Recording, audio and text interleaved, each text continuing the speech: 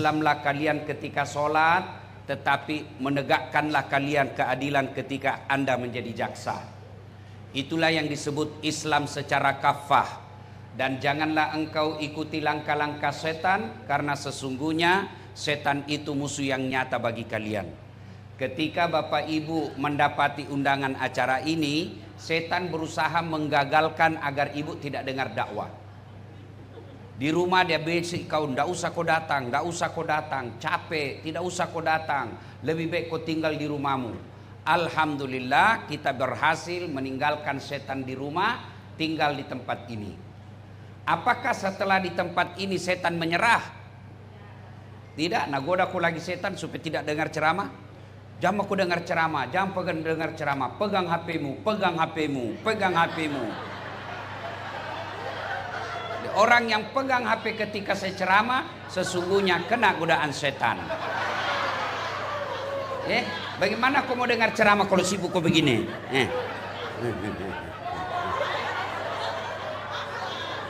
Sudah dikasih tahu masih juga ada pegang HP-nya. La haula wala quwwata illa billah.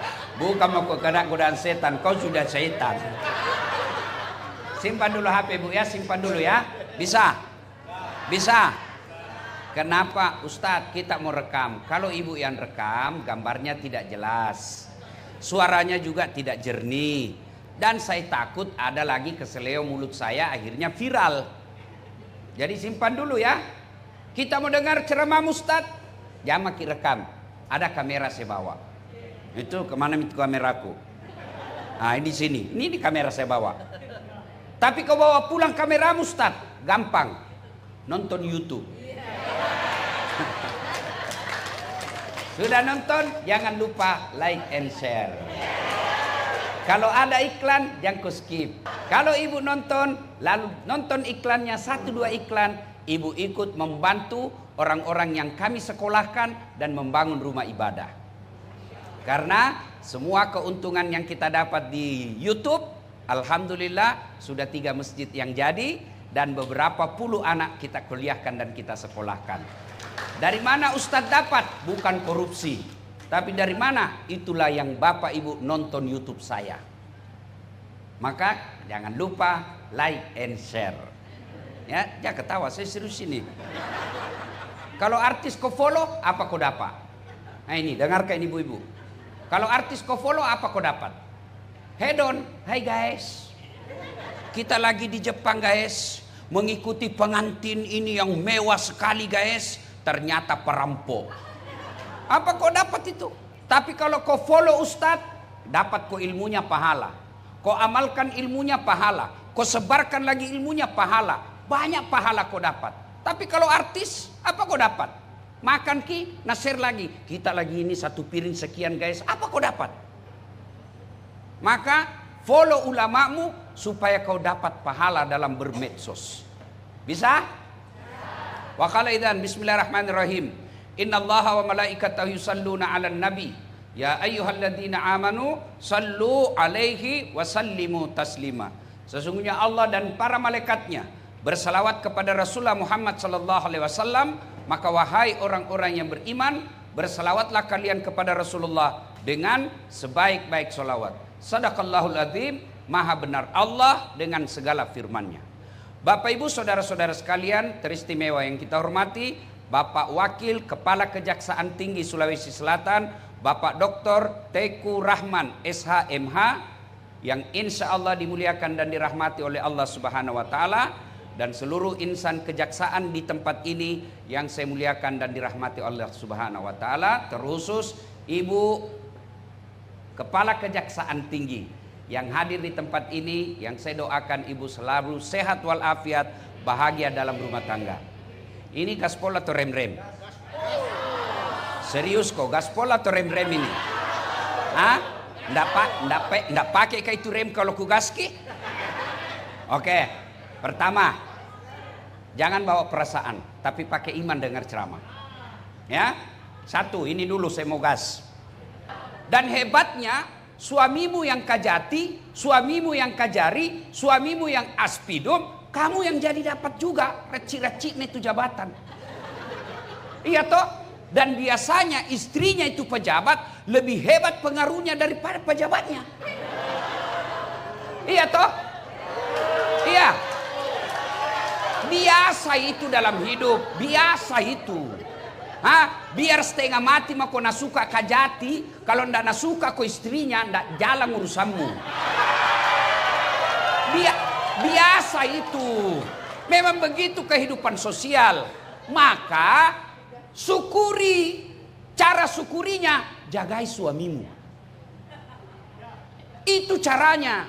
Bagaimana jaga suamimu? Jangan kau periksa HP-nya.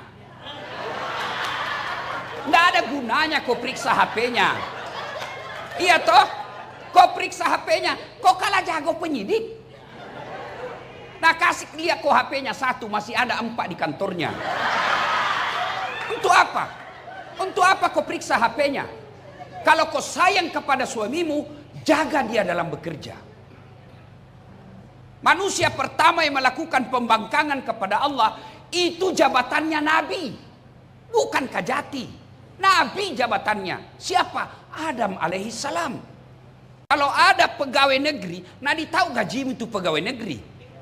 Biar kau pontang panting tak. Kalau banyak uangmu tidak ada bisnismu yang lain, pasti kau salah gunakan jaksamu. Apa yang kau banggakan? Jam yang kau marah, kau tonji bilang gaspol. Apa yang kau banggakan? Maka istri yang baik, dia jaga suaminya. Dia jaga marwah suaminya. Daeng, ajak mu papa kasiri-siri. Namode tamasogi, tapi detomu balu ialemu. Itu istri yang baik. Yang kau pergi pengajian, pulang kau kompori suamimu. Apa itu? Baru 4 tahun jasa suamina. Dede, mobilnya bagus na pak. Kita 10 tahun maki, itu terus. Mobil 1 juta umat. Ya ketawa, saya serius sini. Bu, tolong jawab pak. Ada 2 perempuan.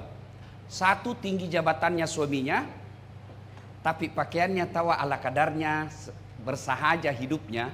1 tinggi jabatan suaminya tapi glamor. Mana yang mulia di hadapan ibu? Mana? Yang orang akan cerita kebaikannya, apa Nabi lewat? Siapa itu? Istrinya Kajati itu. Masa? Iya be. Baik na tahu pak anunya di. Biasa ji pakaiannya, penampilannya. Itu temanku baru 2 tahun jasa dede, istrinya kayak toko emas berjalan. Siapa yang Allah angkat derajatnya? Orang yang rendah hati, orang yang santun ngomongnya, orang yang hidupnya bersahaja. Itu bahkan meskipun suaminya sudah pensiun, akan dijadikan teladan. Dan ibu tahu itu semua, tapi tidak sampai di hati. Kenapa? Setan halangi kok. Nah kalau ada istri jaksa, penampilannya mewah, pasti kau dicibir. Pasti kau dicerita, cuma tidak berani cerita di depanmu. Nasabi. Allahu Akbar. Ibu-ibu, cintai suami. Caranya, pergi suamimu kerja, sholat duha kau di belakang rumah. Kau doakan suamimu. Supaya apa? Kalau Allah kabulkan doa istrinya, tidak ada satupun insan manusia yang bisa menghalangi karir suamimu kalau sudah Allah kasih. Jangan mau kau cari muka sama istri Kajati, istri Kajari, istri dan pit. Capek. Tidak ada harga dirimu.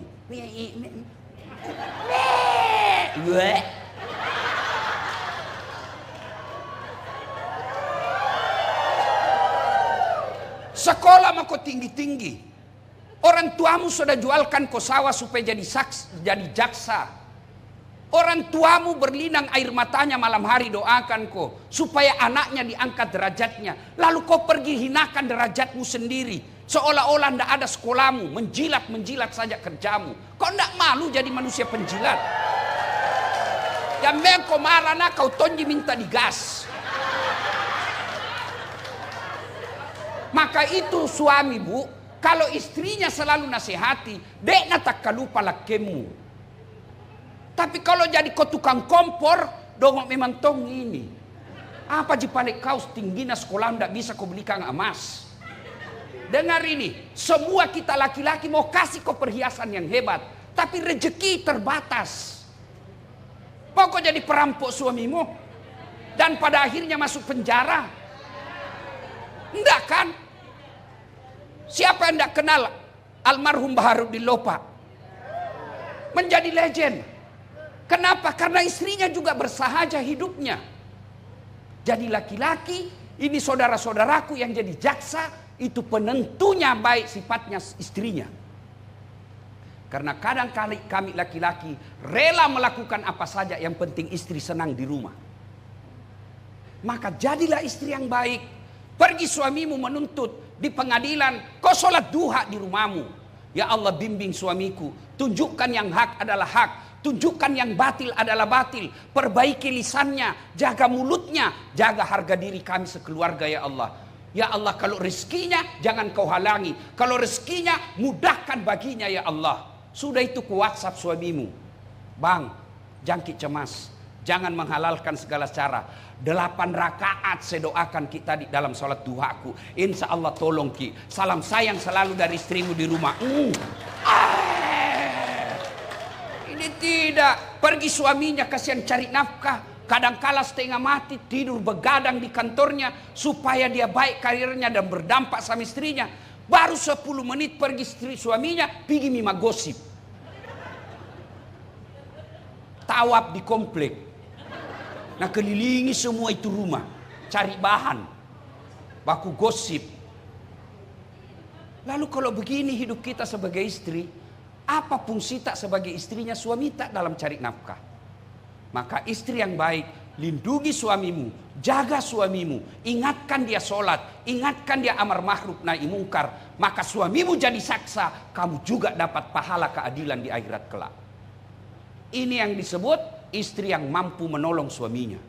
Coba makin lihat di medsos, berapa banyak kasihan laki-laki yang karirnya baik, yang sekolahnya tinggi, terpaksa dipermalukan di medsos gara-gara istrinya yang hedon. Kalau bukan saya nasihati ibu, siapa lagi? Nggak mungkin kita mau dengar suami tak. Iya toh? Dinasihatin. Maka kalau bukan saya, siapa lagi mau nasihati ki?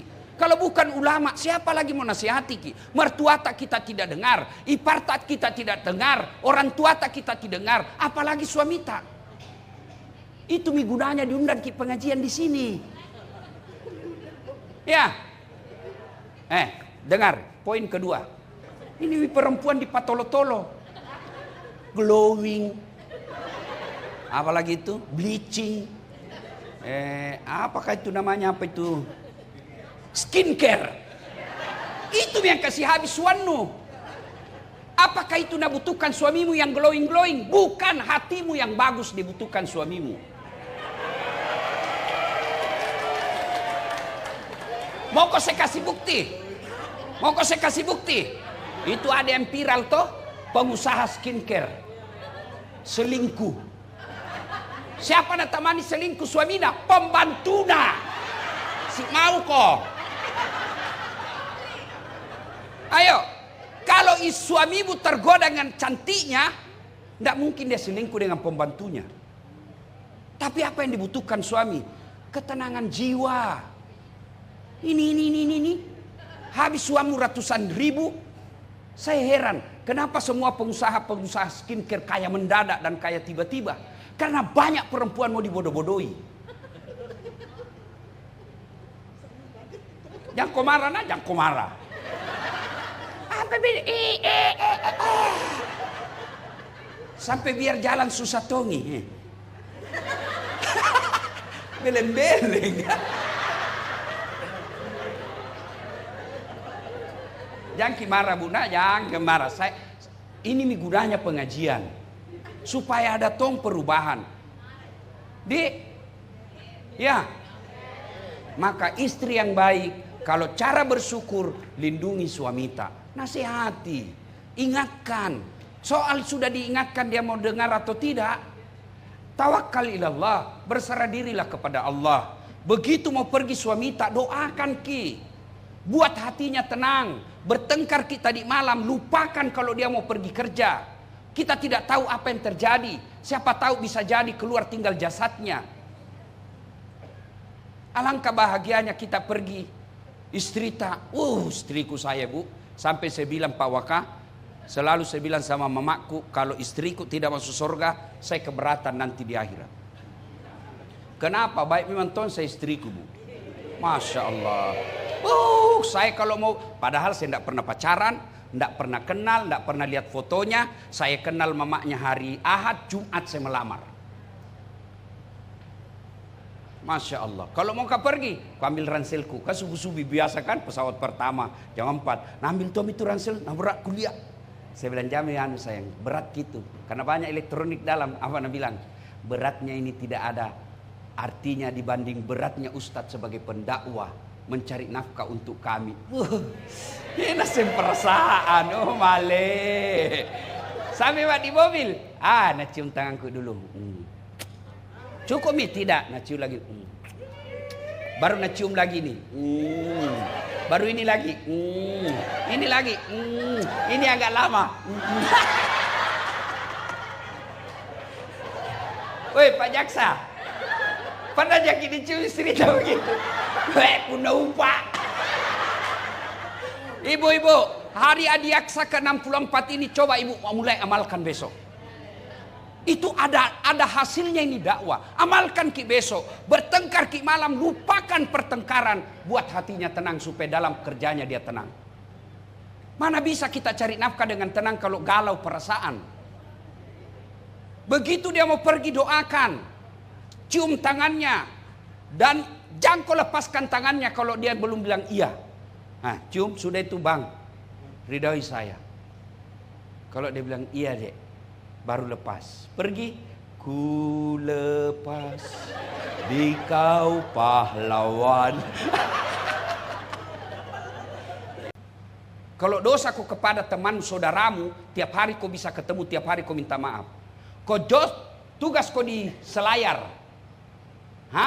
Tiba-tiba kau pindah ke Jawa, pindah ke Sumatera. Jejak-jejak kesalahan yang pernah kau lakukan di Selayar, itu akan diminta tanggung jawabnya. Dan susah kau lagi balik ke Selayar.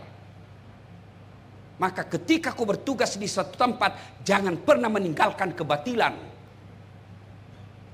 Karena susah taubatnya. Kalau anda dosa kepada Allah, tobatnya gampang. Menyesal, mengakui, tidak mengulang, ganti kebaikan. Kata Allah, yang penting kau tidak mengaku Tuhan, saya ampuni semua dosamu. Itu kata Allah. Tapi kalau dosa kau dalam jabatan, susah kamu taubat. Kenapa? Kau harus perbaiki kesalahanmu. Coba bayangkan itu kasus yang lagi viral di Cirebon. Orang tidak bersalah divonis salah. Apa ndak takut di hadapan Allah? Manusia boleh kita tipu. Hukum bisa kita permainkan. Kamu yakin bisa tipu Allah di akhirat? Dan bagi orang beriman, percaya kau pasti kau mati. Mau kau kemana? Berapa mi kepala kejaksaan di Sulawesi Selatan? Berapa mi? Sudah puluhan. Dan ada yang sudah menghadap kepada Allah. Dan ketika jabatannya dia pegang dan menyalahgunakan jabatannya, pasti kau akan tanggung. Tidak ada satupun kejadian di dunia ini yang lepas dari tanggung jawab kita. Maka renungkan itu setiap mau mengambil kebaikan. Kalau nanti ada takdirku masuk surga, masih antri saya pak. Misal, ulama Indonesia, ulama Sulawesi Selatan masuk surga. Masuk surga bu, tapi masih antri. Lama baru sampai. Kenapa? Ulama NU, ulama Muhammadiyah, ulama Wahda Islamiyah, ulama MUI, ulamanya dari Pinrang, dari Sidrap. Berapa itu pak? Tapi begitu malaikat katakan kepala kejaksaan tinggi Sulawesi Selatan, tidak perlu antri, bapak sendiri masuk pak. Tidak ada satu jika jati di Sulawesi Selatan. Maka keliru kalian saudara-saudaraku yang Allah titipkan amanah tidak menggunakan jabatan itu masuk surga. Dan ketika menyalahgunakan amanah, Allah akan tuntut kita. Saudara-saudaraku yang pernah menyalahgunakan amanah di kantor ini, susah tobatnya. Misal, ngambil barang-barang kantor. Susah itu tobatnya. Pertama, kasih kembali itu barang. Tidak bakal diterima tobatnya kalau masih kau ambil itu.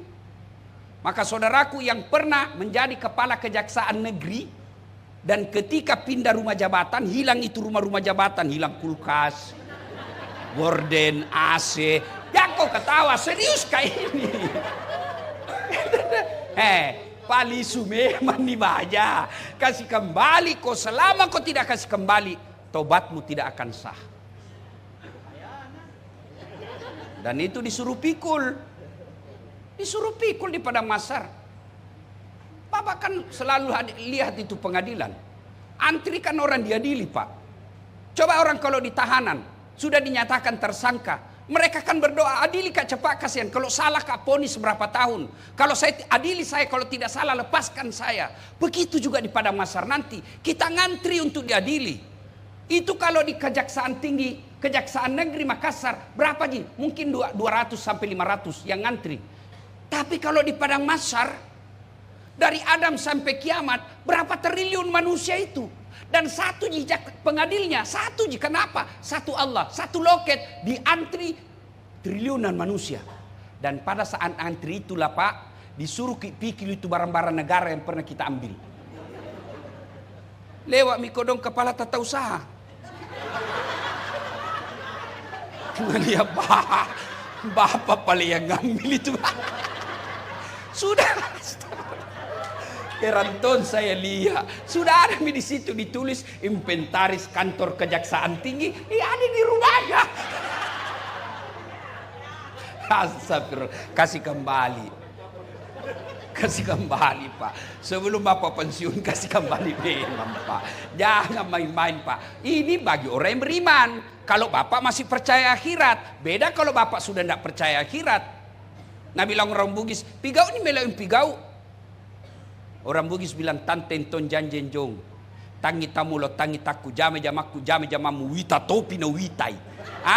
Wita totu lah cilaka.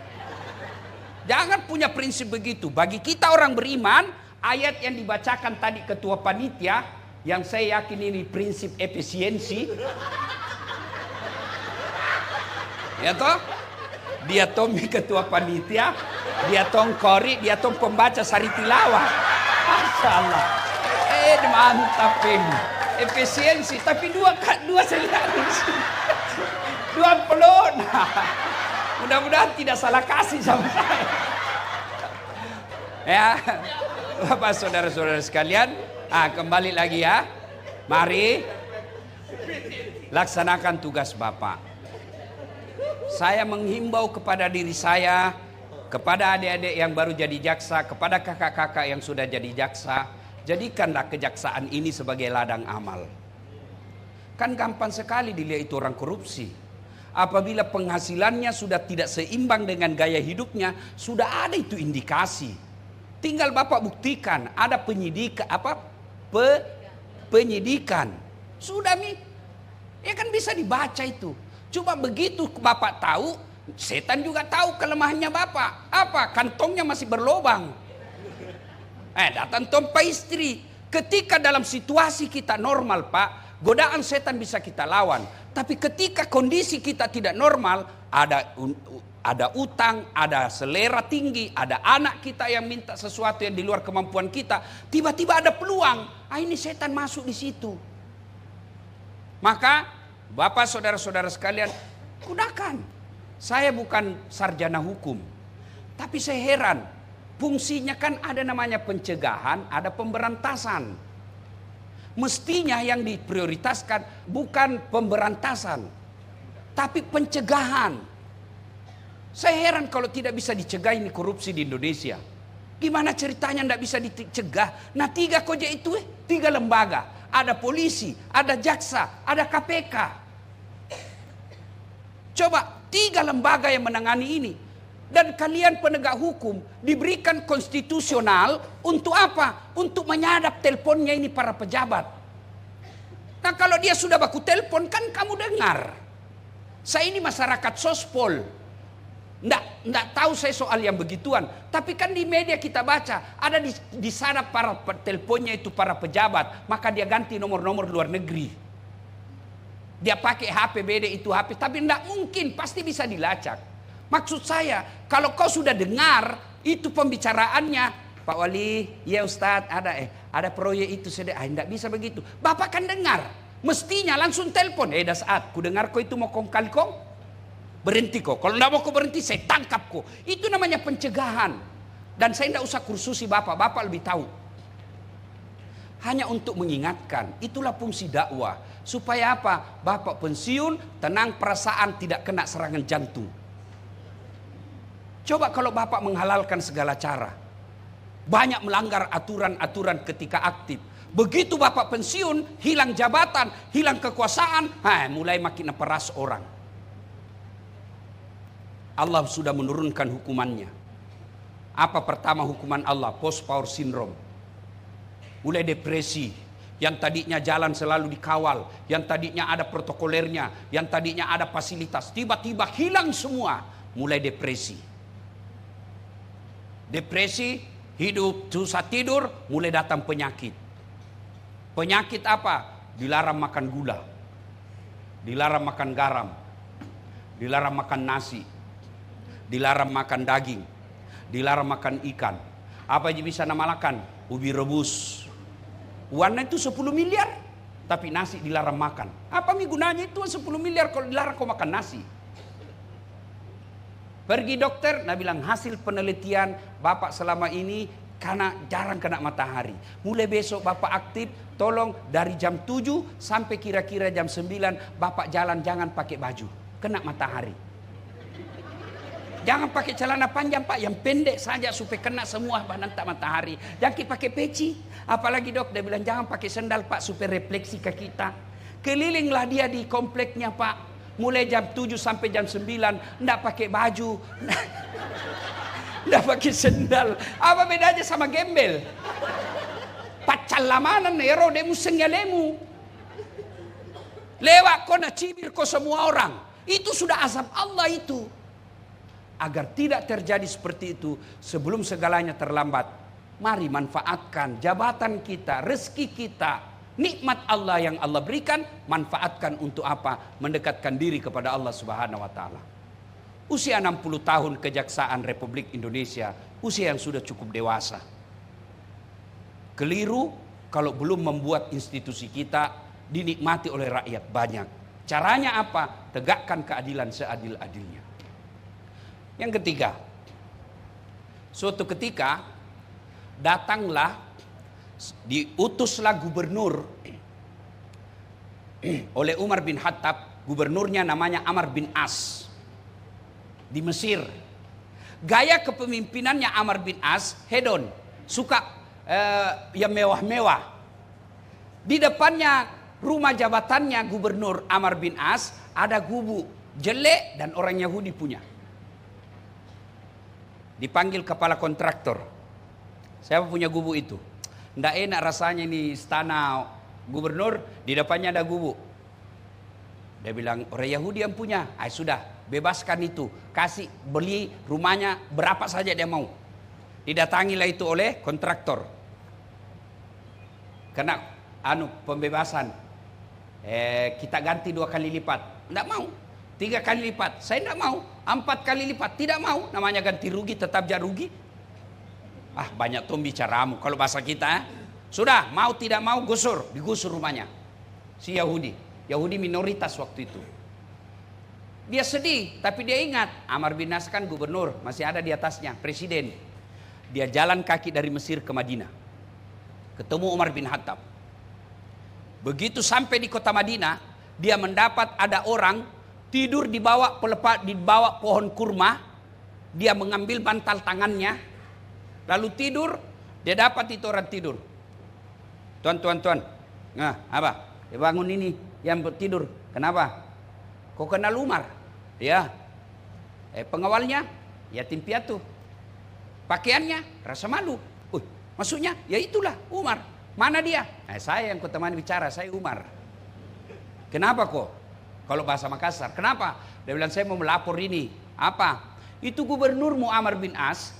Na doser ki kodong rumahku. Na bongkar. Kenapa bisa? Katanya ndak enak dilihat pandangan depan rumah jabatannya. Masa begitu ya? Sudah begitu, kalau begitu, kau itu ada tempat sampah, ambil itu tulang di situ. Dia bilang, ya Amirul Mukminin, Umar, saya datang ini minta keadilan, bukan minta tulang. Sudah, jangan banyak bicara, mau ambil saja. Dia ambil itu tulang ibu, lalu Umar bin Khattab mengambil pedangnya, sudah itu tulang, dia gores, garis lurus di atas tulang itu, dia bungkus, sudah, bawakan Amr bin As, kasih ini. Dia bilang, apa maksudnya? Jangan banyak bicara, bawa misalnya. Bawa. Sepanjang jalan berpikir, jauh-jauh ini kesian, nah tulang jadi kasih kak. Sampai di Amr bin As, Pak Gubernur, ya ada apa? Saya baru menghadap ini sama Amirul Mukminin Umar bin Khattab. Beliau titip salam ini nak kasih ki. Dia lihat. Amr bin As melihat itu, gemetar langsung jatuh. Tambah kaget ini Yahudi. Apa maksudnya ini? Dia bilang, ini teguran keras dari Amirul Mukminin, Pak Presiden. Apa itu? Kau tahu ini? Tulang. Garis. Ini garis artinya, Amar, kau sekarang jadi gubernur. Tapi ingat, kamu suatu waktu pasti jadi tulang. Sekarang kau berlaku lurus seadil-adilnya seperti garis lurus yang saya bikin ini. Kalau kau tidak mau berlaku lurus, pedangnya Umar bin Khattab kasih lurus kau. Begitu ya. Dipanggil kontraktor. Perbaiki rumahnya kembali. Batal digusur. Dia bilang, begitu keadilan dalam Islam? Ya. Dia bilang, ya Pak Gubernur, kalau begitu tidak apa-apa. Ambil mini tanah saya tinggalkan. Ternyata keadilan dalam Islam luar biasa. Saudaraku yang menganut agama Islam, tunjukkanlah keadilan. Jangan kau bikin malu agamamu. Supaya orang, kalian berdakwah bukan melalui mimbar.